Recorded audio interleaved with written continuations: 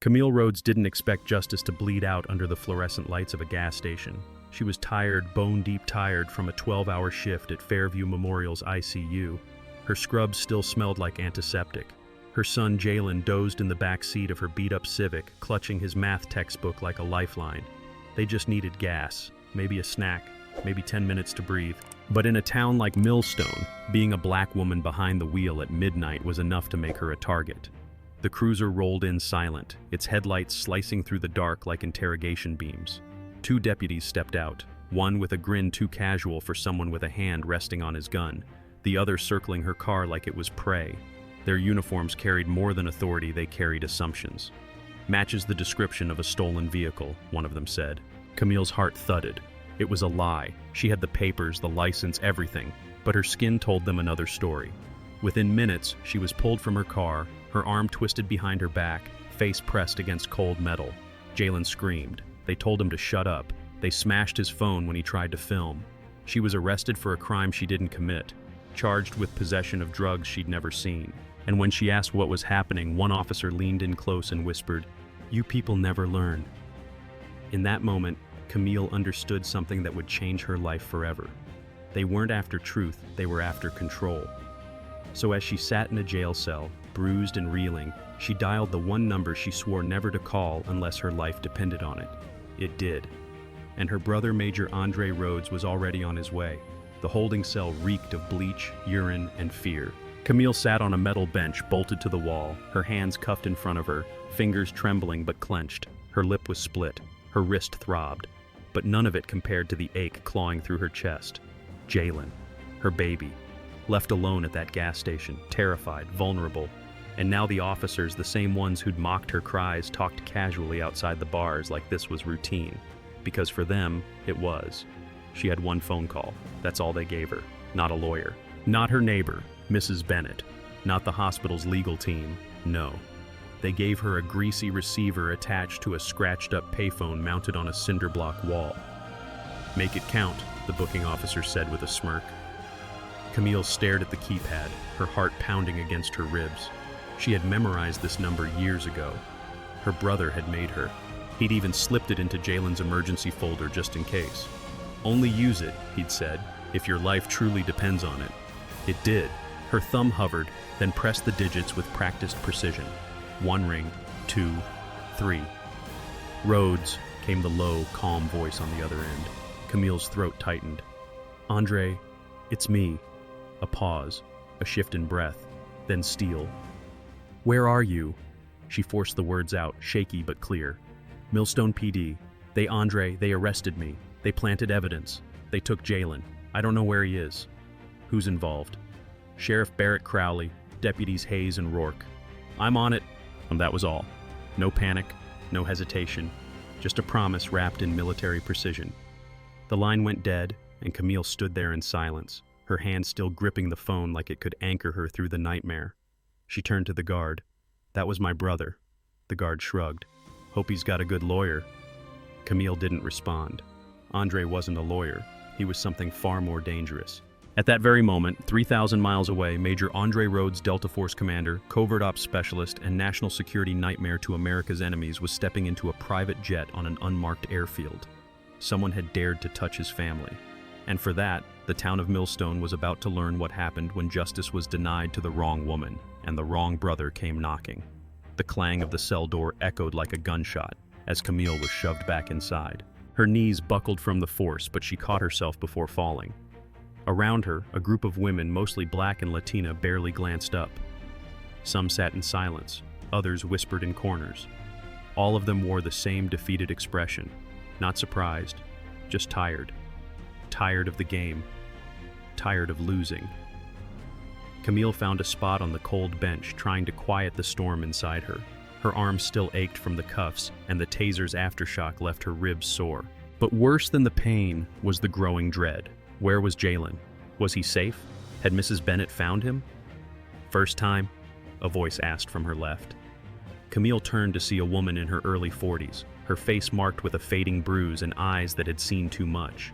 Her name, stitched faintly on the remains of her hoodie, read Janessa. "I shouldn't be here at all," Camille said, barely above a whisper. They planted drugs on me, said I assaulted a cop.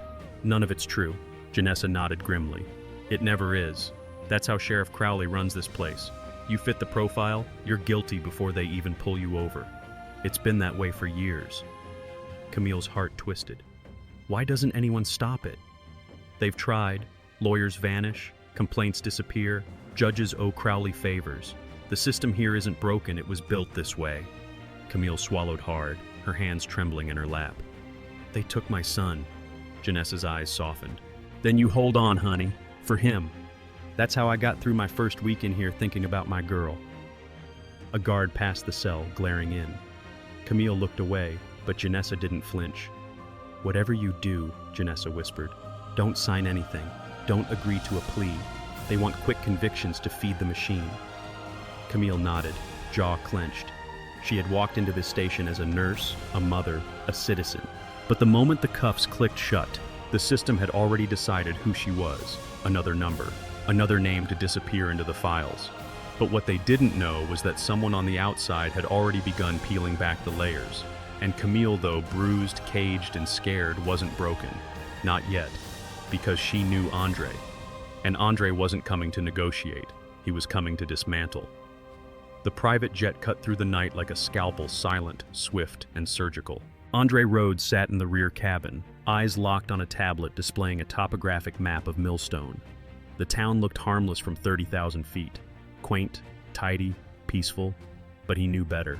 Camille's voice still echoed in his mind, tight with fear, trembling beneath resolve. They'd taken her. They'd touched Jalen. That was enough.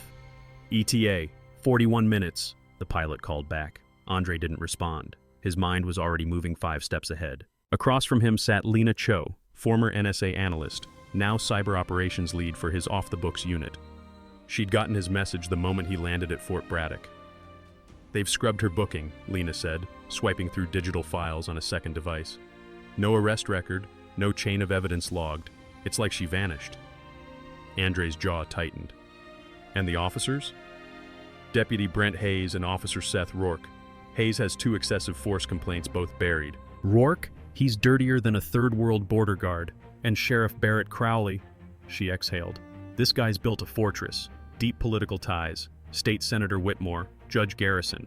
Looks like half the county's judiciary owes him favors. Andre leaned back, his voice calm but edged in steel. Not for long. A moment later, Marcus Vance joined them via video uplink from Atlanta, his face flickering through encryption filters. Financials are sketchy. Crowley lives far above his pay grade. Boats, cabins, 2 shell companies tied to a seized asset program. I'm guessing he's skimming from both sides, law and crime. Andre nodded slowly, absorbing every detail. We don't go in blind. We don't go loud. Not yet. He tapped a point on the digital map. Millstone Police Department. That's the nerve center. But we don't cut the head off until we know how deep the roots run. Lena raised an eyebrow. You're planning a full takedown? Andre's voice lowered. They tried to erase my sister, my nephew. This isn't a rescue anymore. It's a reckoning. The cabin went quiet. At 6'2", built like a blade, and trained to destabilize governments in under a week, Andre wasn't just a soldier, he was a tactician, a shadow, a scalpel the world rarely saw unless something needed to be cut clean out. And now, Millstone had become his next mission. As the lights of the town blinked into view beyond the window, Andre stood. Suit up, he said. War's coming. The air inside Camille's apartment felt heavy, as if even the walls were holding their breath. Released on bail hours earlier under a pending investigation, she'd opted to return home rather than stay in the government-run safe house. It was a mistake, she now realized. A dangerous craving for normalcy in a world that had abandoned it. Jalen sat on the couch, earbuds in, sketching in his notebook. Camille stood in the kitchen, boiling water for tea, trying to silence the static in her thoughts. Every sound made her flinch: the hum of the refrigerator, the distant bark of a dog, the creak of floorboards that hadn't creaked yesterday. Then came the knock. 3 firm raps. Not the careless kind of a neighbor, not the urgent kind of a friend. Who is it? She called, moving cautiously toward the door. A calm, clipped voice answered. Detective Sienna Graves, State Bureau of Investigation. We need to speak with you regarding Sheriff Crowley's internal files. Camille froze. That name wasn't right. She checked the peephole. A woman in a blazer stood outside, holding up what looked like a badge. but her stance was all wrong, shoulders angled, hand too close to her side. Military, not civilian. Camille's instincts screamed. "I'm not available. Please contact my attorney," she said, backing away. Then the door exploded inward. Splinters shot through the air. Jalen screamed. Camille turned to run, but a man in black tactical gear was already on her, one arm across her chest, the other jamming a needle into her neck. Pain bloomed. Her knees gave out. Through blurred vision, she saw Jalen scramble toward the fire escape.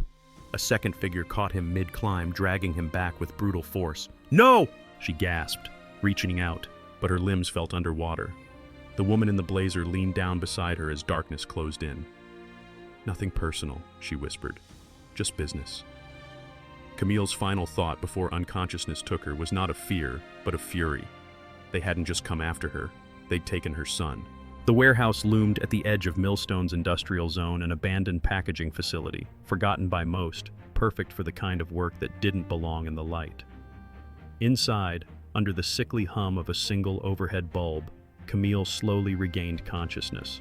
Her wrists burned from the zip ties, her head pounded, and every nerve screamed from the sedative's aftershock. But the moment she heard a muffled sob nearby, everything else faded. "Jalen?" she rasped. "I'm here, Mom," came the soft, shaking reply. "They didn't hurt me. I'm okay." Relief flooded her, but only for a second. Across the room stood three figures, two armed mercenaries flanking a woman in a blazer, Sienna Graves, the one who'd pretended to be law enforcement. Her face was a mask of calm efficiency. "You should have taken the deal, Ms. Rhodes," Sienna said. "Now your leverage." Camille didn't respond. She focused instead on the metallic clang echoing faintly through the warehouse walls. Something was coming. Someone. Outside, Andre crouched behind a stack of rusted crates, his black gear blending into the shadows. Beside him, Carter Reed, his second in command, scanned the perimeter with night vision. Guards at every corner. Thermal confirms 2 hostages, one adult, one adolescent. Andre's jaw tightened. Confirmed. Orders? We go in silent, non-lethal where possible. But if anyone touches them, his voice turned razor sharp. Permission revoked. Carter gave a crisp nod. Above them, Lena's drone hummed silently across the roofline, feeding real-time visuals. The rear loading bay was unguarded, their entry point. 2 minutes later, they were inside. They moved like ghosts disarming sentries, disabling cameras, neutralizing threats without a sound. It took 90 seconds to sweep the lower level. Then Andre saw her.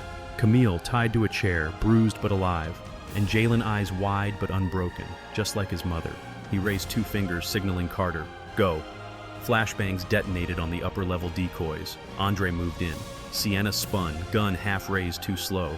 In one smooth motion, Andre disarmed her, slammed her into the concrete, and zip-tied her wrists behind her back.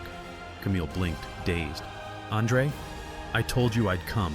He sliced through her restraints, then Jalen's, pulling both into a tight embrace just for a second. Time to go. But as they turned to exit, a spotlight flared overhead. From the catwalk above, a slow clap echoed. Sheriff Barrett Crowley stepped into view, flanked by armed men. "Well, well," he drawled, "the soldier arrives." Andre pushed Camille and Jalen behind him. "Barrett," he called out, voice calm and cold, "you picked the wrong damn family." The headlines hit less than 12 hours after the warehouse raid. Rogue Delta commander storms local facility in armed assault. Camille Rhodes, nurse or narcotic queenpin. Is America safe from its own soldiers? Andre stood in the safe house kitchen, arms folded, jaw tight, eyes fixed on the wall-mounted screen playing a news segment. A smug news anchor was narrating shaky drone footage of their extraction, selectively edited, conveniently stripped of the mercenaries, and full of conjecture. Crowley's fingerprints were all over the narrative. "They're calling you a war criminal," Lena muttered, tapping furiously on her laptop. "He's using his contacts in state media and politics to flip the public narrative, painting Camille as a manipulative woman with ties to gang activity. You're being labeled as her unhinged militant protector." Andre didn't blink, which means he's scared. Camille sat at the table nearby, Jalen curled up beside her, head resting on her shoulder. She hadn't spoken much since they returned. Trauma lingered in her eyes, but something deeper was taking root. Resolve. "They're trying to make me the villain," she said finally, voice quiet but sharp. "Trying to erase what they did to me by making me look like I deserved it." Andre looked at her. "You don't have to prove anything to anyone." "I do," she said, lifting her chin. "To every woman in that cell who thought they were alone. To every kid like Jalen who saw how easily we can be thrown away." Andre nodded slowly. "Then we go public." "You want to fight fire with fire?" Carter asked from the corner. Andre turned. "No, we fight lies with truth." By that afternoon, Camille sat across from investigative journalist Rhea Mitchell, a seasoned reporter from a national outlet known for exposing institutional corruption. Cameras rolled. She told everything. The false stop, the planted drugs, the threats, the bruises, the whispers of "you people" from men in uniform, and the kidnapping. And when Rhea asked why she didn't give in, Camille looked straight into the camera. "Because I'm not just fighting for myself," she said. "I'm fighting for every voice that was silenced behind a badge." That night, the tides shifted. Crowley's spin began to unravel as Camille's raw, unfiltered testimony went viral. Truth had been spoken, and the system finally was beginning to listen. But Andre knew this was only the start. The war wasn't over. Not yet. By the time the FBI convoy arrived at the Millstone County Sheriff's Department, the storm had already started to break. Camille's interview had amassed over 6 million views in 24 hours. Civil rights attorneys were calling. Protesters gathered outside City Hall. The Justice Department fast-tracked their investigation. And at the center of it all stood Camille Rhodes, no longer just a victim, but a symbol. Inside the safe house, Andre watched the live footage of federal agents swarming the precinct boxes of files, hard drives, weapons lockers, all being tagged and seized. He didn't smile. He never did in moments like this. "This is only phase 1, he said. Lena glanced up from her laptop. "Financials confirm it. Crowley's been laundering drug money through a network of shell companies tied to seized asset programs. Marcus traced offshore transfers to a private security firm, Orion Shield." "Which means," Carter added, "we've got criminal conspiracy, racketeering, obstruction, and state-level violations of civil rights. That's enough to put him away for 20 years minimum." Andre's gaze sharpened. "Then we go get him." 2 hours later, they tracked Crowley to a private lake house deep in the pine forests north of Millstone. He wasn't alone. Hayes and Rourke, the deputies who'd assaulted Camille, flanked him, nervous, fidgeting, watching every shadow like it might reach for them. Crowley, by contrast, poured himself a glass of scotch. "I've survived 5 DAs, 2 governors, and a dozen investigations," he said, voice calm. "You think some viral clip and a few feds scare me?" "No," Andre said, stepping out from the tree line. "But I do." Before Crowley could react, agents burst through the back door.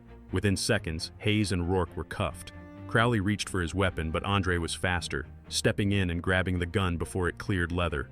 The sheriff froze, breathing hard. Andre leaned in close, voice low and final. "You didn't just fail your badge, you betrayed it. And now you answer to the law you thought couldn't touch you." As agents took Crowley into custody, Camille arrived, standing just outside the cabin. She looked him in the eye as they led him past. "You came for the wrong woman," she said, "and you lost everything." That night, under federal protection, Camille and Jalen returned home for the first time. The lights were still on, the door was still broken, but the air no longer felt dangerous. It felt clean, and the system that once swallowed people like her was now choking on its own rot. The courtroom smelled like old wood and tension. Camille sat in the front row beside her attorney, dressed in a navy blazer and soft gray blouse, strong, composed, but with a fire in her eyes that even fear couldn't extinguish. Jalen sat quietly next to her, holding her hand under the table, thumb gently brushing her knuckles for reassurance. Across the aisle, Brent Hayes and Seth Rourke looked almost unrecognizable without their uniforms. The badges were gone, so was the swagger. Rourke fidgeted constantly, his eyes scanning the exits. Hayes just stared ahead, jaw clenched like a man waiting for a sentence he already knew was coming.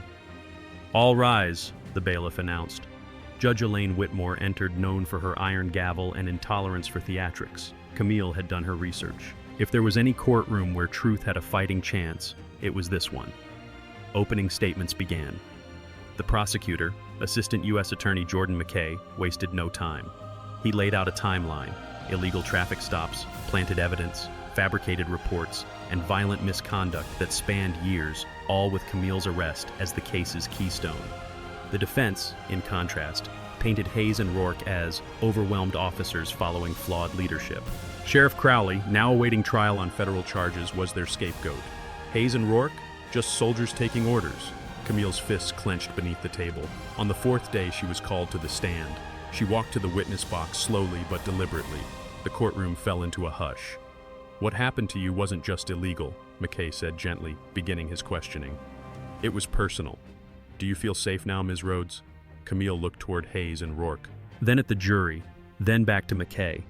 "I feel responsible," she said. "Because if I stay silent, this cycle continues. It wasn't just me, it's never just one person. It's a system that eats people like me alive and spits out statistics." She went on to recount the night at the gas station, the grip on her arm, the humiliation, Jalen's screams, the drugs she'd never seen. She didn't cry, she didn't yell, she told the truth. And in that courtroom, truth was louder than any scream. When she stepped down, even the judge seemed to pause. Camille took her seat beside Jalen. He looked up at her and whispered, "You were amazing." She smiled, eyes glassy but unshaken. "Justice," she whispered back, "starts here." Spring sunlight poured through the windows of the newly renovated Millstone Community Center. Outside, cherry blossoms swayed in the breeze, scattering pale pink petals across the sidewalk like quiet promises. Camille stood at the edge of the main hall, watching volunteers finish setting up rows of folding chairs and literature tables. A simple white banner stretched across the stage, the Rhodes Justice Initiative, from silence to reform. 6 months had passed since the trial ended, with both Hayes and Rourke convicted on all counts. Sheriff Crowley's federal case was still underway, but his empire had collapsed. The town that once looked away had finally opened its eyes. Camille adjusted the lapel of her navy blue blazer and exhaled slowly. "You ready?" asked Mrs. Lila Bennett, standing beside her with a clipboard and that same steel-backed warmth that had carried Camille through the darkest night. "I think so," Camille said. "Feels strange, though." "Strange?" "To be back in the same town where I was almost erased now, trying to build something that lasts," Lila smiled. "That's exactly why you're the one who has to build it." Inside, the room filled quickly. Former cellmates, activists, local teachers, even officers from the newly restructured police department. Chief Alyssa Hartman, the town's first black and female chief, sat in the front row, nodding respectfully when their eyes met. Then came Jalen, taller now, more confident, carrying a box of flyers for the initiative's first youth program, Know Your Rights, a teen's guide to navigating authority. He handed them to a volunteer and walked up to Camille. "You nervous?" he asked. Camille smiled softly. "Terrified." "You don't look it." "Good. Then I've already won half the battle." From the back of the room, Andre watched silently, arms folded. He wasn't in uniform, but he still carried that unmistakable presence, steady, unmovable. He had extended his leave, quietly helping Camille set up security protocols and organizational logistics. His battlefield had changed, but his mission hadn't. When Camille stepped to the podium, the room quieted. "6 months ago," she began, voice firm, "I stood in a courtroom fighting for my name. Today, I stand before you to fight for something bigger, our future." Applause broke out, but Camille didn't pause. "We're not here to tear things down, we're here to rebuild. Fair policing, transparent justice, a system that works for everyone." And in that moment, as she looked at faces both familiar and new, Camille knew this wasn't the end of her story. It was the beginning of something that could never be silenced again. In the quiet strength of Camille Rhodes' journey, we are reminded of a truth often learned too late in life. Silence protects the system, not the people. Her courage to speak out not only for herself, but for those long silenced reflects the kind of moral clarity our communities desperately need. In a world where injustice often wears a badge or hides behind procedure, it is easy to feel powerless. But Camille teaches us that even when the system seems immovable, truth still matters, and one voice can echo far beyond a courtroom. For those of us who've lived through decades of social change, this story is not new, but it is a call to stand beside the next generation, to protect them not just with love, but with wisdom, vigilance, and legacy. We must ensure they inherit not just memories of struggle, but tools for transformation. Because justice isn't something we hope for in youth. It's something we build and protect in every season of life. Thanks for watching. If you enjoyed this video, don't forget to hit the like button, share your thoughts in the comments, and subscribe to the channel for more stories. like this. See you in the next one. If you enjoyed this video, don't forget to hit the like button, share your thoughts in the comments, and subscribe to the channel for more stories like this. See you in the next one.